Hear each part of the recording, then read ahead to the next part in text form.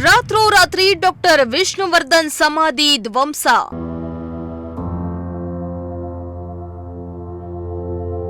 DC ಕಚೇರಿ ಎದುರು ಪ್ರತಿಭಟನೆ ನಡೆಸಿ ಆಕ್ರೋಶ.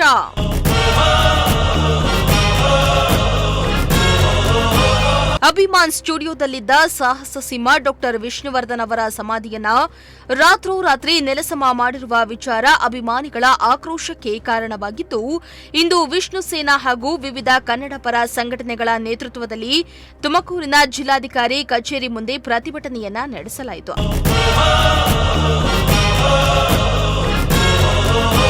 ಇನ್ನು ಅರುಣ್ ಕುಮಾರ್ ಕರ್ನಾಟಕ ರಕ್ಷಣಾ ವೇದಿಕೆ ಕನ್ನಡ ಸೇನೆ ರಾಜ್ಯಾಧ್ಯಕ್ಷ ಮಾತನಾಡಿ, ಡಾಕ್ಟರ್ ವಿಷ್ಣುವರ್ಧನ್ ಕನ್ನಡ ಚಿತ್ರರಂಗದಲ್ಲಿ ಹೆಣ್ಣು ಮಕ್ಕಳಿಗೆ ಗೌರವ ಕೊಟ್ಟ ಏಕೈಕ ನಟ. ಆದರೆ ಇವತ್ತು ನಾಚಿಕೆಗೆಟ್ಟ ಸರ್ಕಾರ ಅವರಿಗೆ 1 ಎಕರೆ ಜಾಗ ಕೊಡೋಕೆ ಹಿಂದೆ ಮುಂದೆ ನೋಡ್ತಾ ಇದೆ. ಬೇರೆ ಎಲ್ಲರಿಗೂ ಜಾಗ ನೀಡುತ್ತೆ ಸರ್ಕಾರ, ಆದರೆ ವಿಷ್ಣು ಸರ್ನ ಕಡೆಗಣಿಸ್ತಾ ಇದೆ. ಇಂತಹವರಿಗೆ ಈ ರೀತಿ ರಾತ್ರೋರಾತ್ರಿ ಸಮಾಧಿಯನ್ನ ನೆಲಸಮ ಮಾಡಿದ್ರೆ ಹೇಗೆ? ಸರ್ಕಾರಕ್ಕೆ ಯೋಗ್ಯತೆ ಇಲ್ವಾ ಅಂತ ಆಕ್ರೋಶವನ್ನ ಹೊರಹಾಕಿದ್ರು. ಡಾಕ್ಟರ್ ವಿಷ್ಣುವರ್ಧನ್ ರವರು ಅಭಿನವ ಬರ್ಗ ಸಾಹಸ ಸಿಂಹ ಅಂತ ಹೆಸರು ಪಡೆದಂಥ ಏಕೈಕ ನಟ ಕರ್ನಾಟಕದಲ್ಲಿ ಇವರೊಬ್ಬರೇ.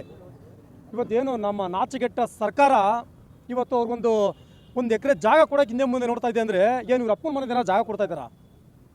ಅವರು ಕರ್ನಾಟಕ ರತ್ನ, ಎಲ್ಲ ನಟರಿಗೆ ಹೆಂಗೆ ಕೊಟ್ಟಿದ್ದಾರೆ ಜಾಗ ಇವ್ರಿಗೂ ಹಂಗೆ ಕೊಡಬೇಕು.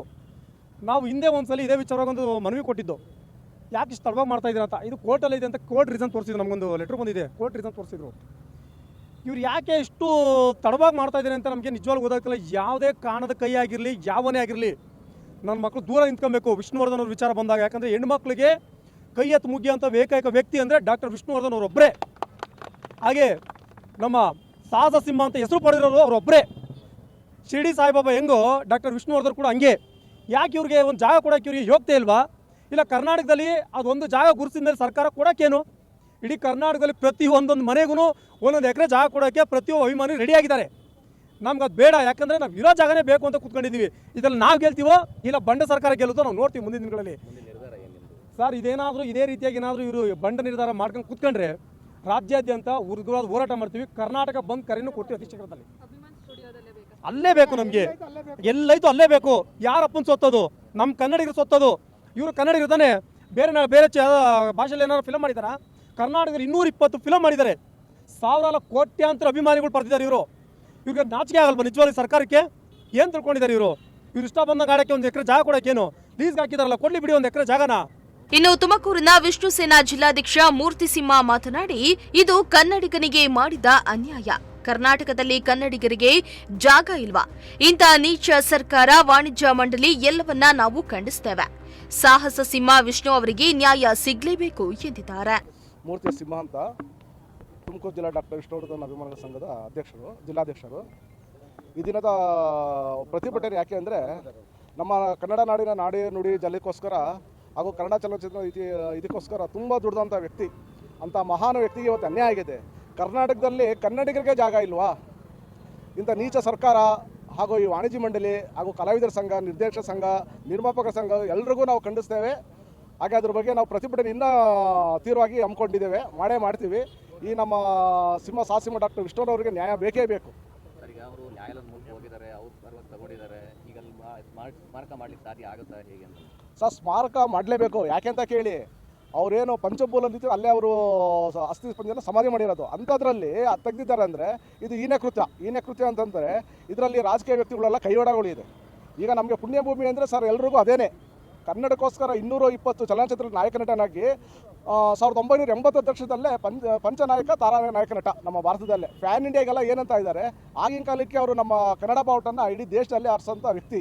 ಇಂಥ ಒಬ್ಬ ಮಹಾನ್ ವ್ಯಕ್ತಿಗೆ ಆಮೇಲೆ ಹೆಣ್ಣು ಕುಲಕ್ಕೆ ಗೌರವ ಕೊಡುವಂಥ ಅದರಲ್ಲೂ ಶ್ರೇಷ್ಠ ನಮ್ಮ ವಿಷ್ಣುದಾದ ಅವರು. ಅಂಥವ್ರಿಗೆ ಇದರ ಅನ್ಯಾಯ ಆಗ್ತಾ ಇದೆ ಅಂದರೆ ನಾವು ಸಹಿಸಲ್ಲ. ಮುಂದಿನ ಇದರಲ್ಲಿ ನಮಗೆ ನ್ಯಾಯ ಸಿಕ್ಕಲಿಲ್ಲ ಅಂದರೆ ಇನ್ನೂ ತಿರುವಾಗಿ ಓಟ ಮಾಡ್ತೀವಿ ಸರ್. ಮೈಸೂರಲ್ಲಿ ಸ್ಮಾರಕ ಮಾಡಿದಾರಲ್ಲ, ಬೆಂಗಳೂರಲ್ಲಿ ಯಾಕೆ ಸರ್? ಮೈಸೂರಲ್ಲಿ ಮಾಡಿರೋದು ಅವರು. ಮೈಸೂರಲ್ಲಿ ಮಾಡಿರೋದು ಏನಕ್ಕೆ ಅಂತಂದರೆ ಆ ಸ್ಮಾರಕ ಸರ್ ಎಲ್ಲ ನಗರದಲ್ಲೂ ಆಗಲಿ ಬಿಡಿ, ತಪ್ಪೇನಿದೆ.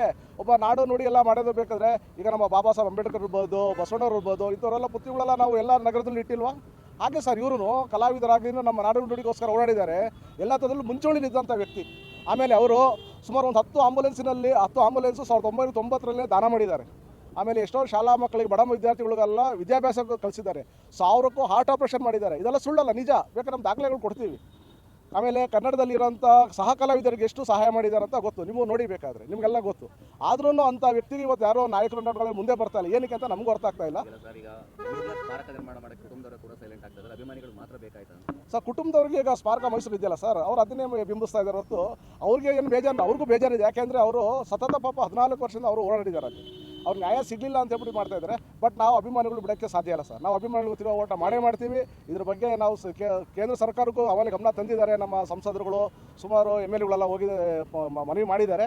ಆಮೇಲೆ ಇಲ್ಲಿ ನಮ್ಮ ತುಮಕೂರು ಅಂತಲ್ಲ, ಇಡೀ ಕರ್ನಾಟಕ ಜಿಲ್ಲೆಯಾದಂಥ ಎಲ್ಲ ಇದರಲ್ಲೂ ಪ್ರತಿಭಟನೆ ನಡೀತಾ ಇದೆ. ಮುಂದಕ್ಕೂ ಇನ್ನು ತಿರುವ ಹೋರಾಟ ನಡೀತಾ ಇದೆ ಸರ್. ಇನ್ನು ಪ್ರತಿಭಟನೆಯಲ್ಲಿ ಭಾಗಿಯಾಗಿದ್ದ ಸಾವಿರಾರು ಅಭಿಮಾನಿಗಳು ಜಿಲ್ಲಾಧಿಕಾರಿಗಳ ಮೂಲಕ ಮುಖ್ಯಮಂತ್ರಿ ಅವರಿಗೆ ಮನವಿ ಪತ್ರವನ್ನ ಸಲ್ಲಿಸಿದ್ರು.